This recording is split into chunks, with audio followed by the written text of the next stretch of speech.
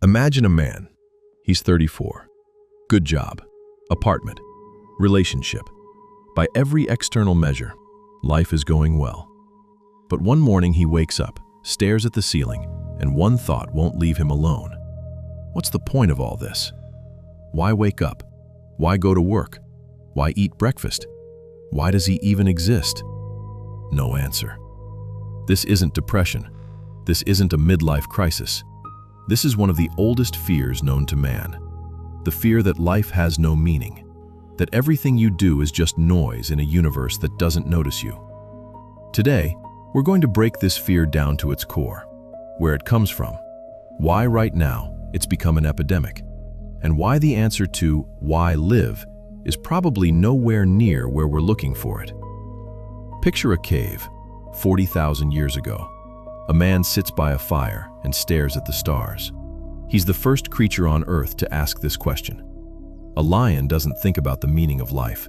A dolphin doesn't have an existential crisis, but humans do. And that's simultaneously evolution's greatest gift and its cruelest joke. We are the only species that knows it will die, and the only one that suffers because of it. Philosophers call this existential consciousness, the awareness of your own mortality against the backdrop of a silent universe. Albert Camus described it in one word: the absurd. A man screams into the void and demands an answer. The void says nothing. That's the whole conflict. But if this fear has always existed, why has it become so widespread right now? Because people used to have crutches. Religion said, meaning is given to you by God. Tradition said, meaning is in family, in roots, in the land. The state said, meaning is in serving a great idea. These crutches held billions of people for centuries. Then the 21st century arrived and knocked them all out at once. Picture Morpheus from The Matrix, except he's not offering you 2 pills. He's offering you an infinite number. Each one is a version of your life. You could become a software developer in Berlin, or a surfer in Bali, or a blogger, or a Buddhist monk, or all of the above, one after another, before you turn 40. Sounds like freedom, but in reality, it's a trap. Psychologist Barry Schwartz called this the paradox of choice. The more options you have, the stronger the anxiety. Because with every path you choose, you're simultaneously burying 100 others. And somewhere in the back of your mind lives this thought: what if the other path was the right one? Previous generations didn't struggle with this. If you were born a peasant in 1400, your meaning in life was obvious.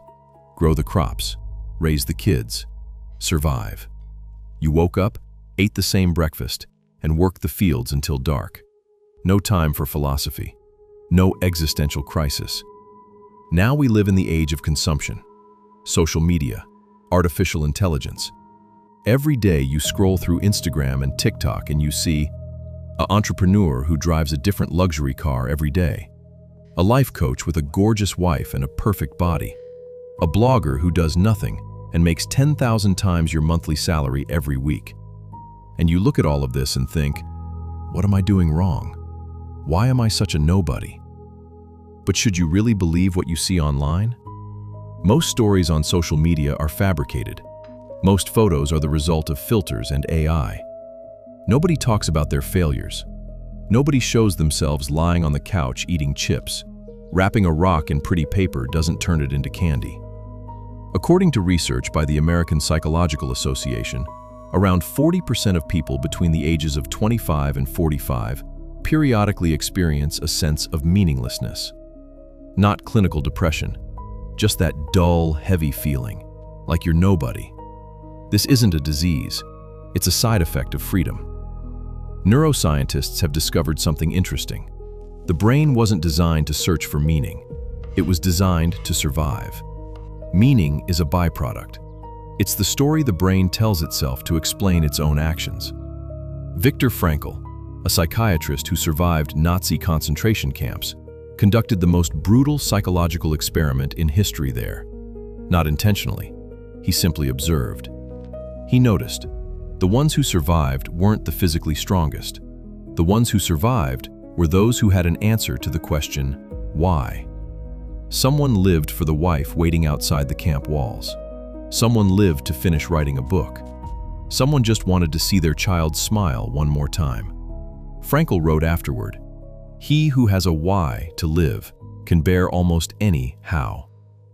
This isn't a metaphor, it's a medical observation. Research in positive psychology confirms it.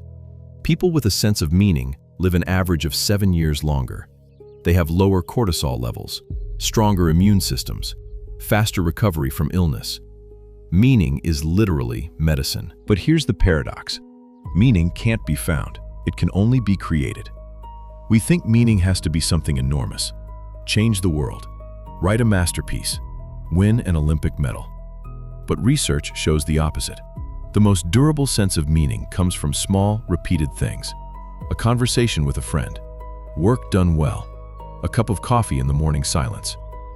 Buddhists knew this thousands of years ago. The meaning isn't at the top of the mountain. The meaning is in every step of the climb.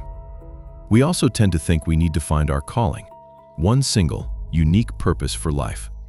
That's a lie sold to us by motivational speakers. Meaning changes. At 20, meaning is freedom and discovery. At 35, it's the people close to you and building something that lasts. At 60, it's your children and passing something on. A person doesn't have one meaning. They have a series of meanings, and that's okay. And finally, we're always waiting for some specific moment. When it clicks, when it hits, when you wake up one morning and think, "That's it, I've got it." But meaning works the other way around. First comes action, then comes the feeling of meaning. A person doesn't feel meaning and then start helping others. They start helping, and after a while they realize that this is their meaning. Let's go back to that man, 34 years old, staring at the ceiling. The question, what's the point of all this? What if I told you that question isn't a symptom of illness? It's a symptom of health. Only a thinking person asks it. Only someone awake enough to stop living on autopilot. The universe really is silent. Camus was right. There's no ready-made meaning. But that doesn't mean life is meaningless. It means you're free to write the meaning yourself. That's simultaneously the most terrifying and the most exciting news you'll ever hear. The fear of meaninglessness is a compass. It doesn't point toward emptiness. It points toward a question you haven't asked yourself honestly yet. What actually matters to me? Not to my parents, not to my followers, not to my future resume, to me. Answer that question, and the fear will start to quiet down. Not because some great meaning will appear, but because you'll stop waiting for it and start building it yourself. Every day, brick by brick. If this video resonated with you, hit like, subscribe, and drop a comment below. What gives your life meaning right now? I read every single one. See you in the next one.